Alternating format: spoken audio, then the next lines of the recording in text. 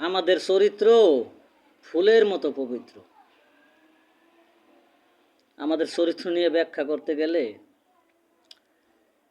এই যে নর্দমার আবর্জনা আছে না, এরাও আমাদেরকে ধিক্কার জানাবে। আমাদের চরিত্র এত সুন্দর। নজরুল একটা বাণীর ভিতরে বলেছিলেন, কবি নজরুল বলেছিলেন যে এমন জীবন তুমি করিও গঠন, মরিলে হাসিবে তুমি কাঁদিবে ভুবন।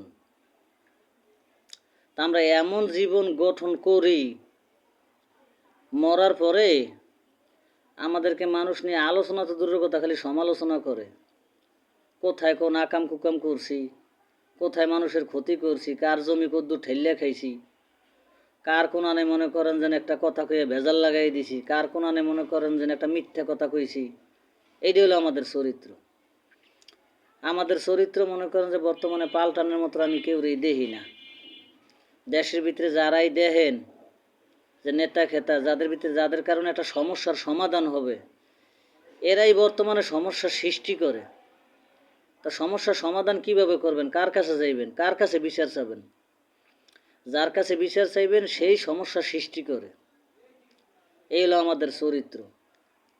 আর আমরা বলি আমরা ইসলামের লোক, আমরা মুসলমান। হ্যাঁ, আমাদের চরিত্রের কথা শুনলে জানোয়ার ফেল হয়ে যায়, এমন চরিত্র আমরা গঠন করিয়াছি। তা কাজেই ভাই, ভুল ত্রুটি মানুষেরই হয়, এখনও তওবা করে আল্লাহর কাছে মাপ চান, ক্ষমা চান।